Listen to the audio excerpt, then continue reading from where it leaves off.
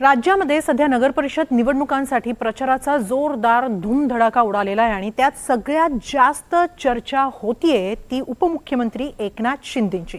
शिंदे ज्या पद्धतीने सभा घेत आहेत, ज्या पद्धतीने भर सभेतून फोन लावून आपल्या सहकार्यांकडून आश्वासनं घेत आहेत आणि ज्या पद्धतीने धावत धावत सभेला पोहोचतायत ते पाहता शिंदेंची एक वेगळीच स्टाईल समोर आलेली आहे आणि यावर विरोधकांचंही चांगलंच लक्ष आहे आणि म्हणूनच विरोधक शिंदेंना म्हणतायत अशी बनवाबनवी करू नका।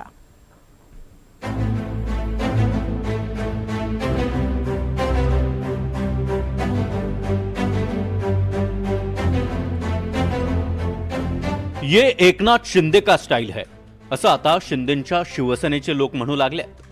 नगरपालिका निवडणुकीचा प्रचार संपायला अवघे काही तास शिल्लक राहिले, त्यामुळे उपमुख्यमंत्री एकनाथ शिंदे अक्षरशः धावत पळत सभांना पोहोचतायत।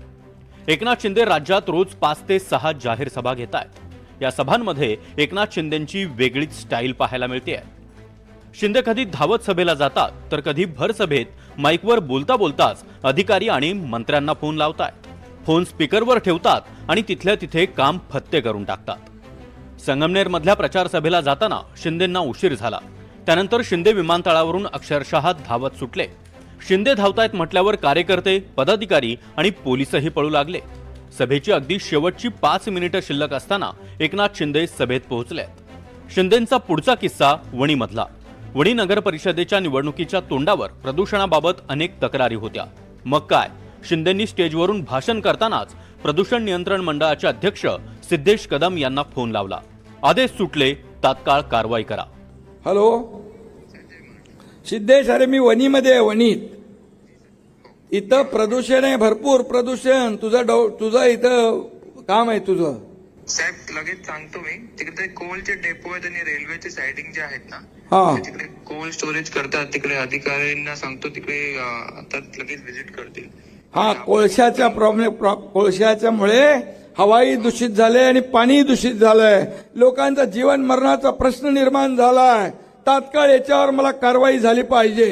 साहेब 24 तासात आपण कारवाई करतो। हा, 24 तासात कारवाई करूया आपण। ठीक आहे, ठीक आहे, ठीक आहे।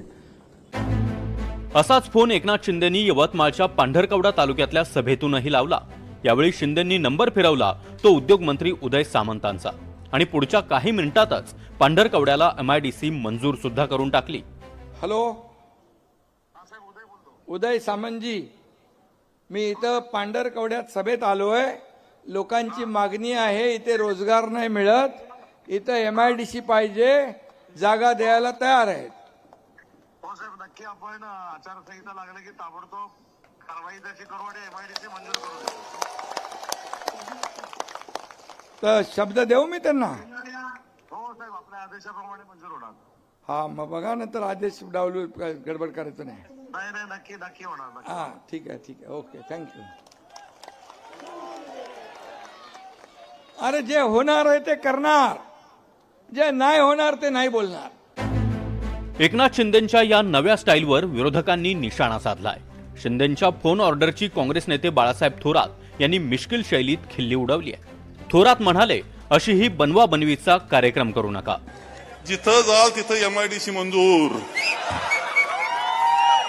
लोक म्हटले पाणी पाहिजे, आम्हाला थोडं पाणी पाहिजे, ते म्हणतात धरण मंजूर। लोक म्हणतात धरण कसं काय होणार, नदी नाही, नदी मंजूर।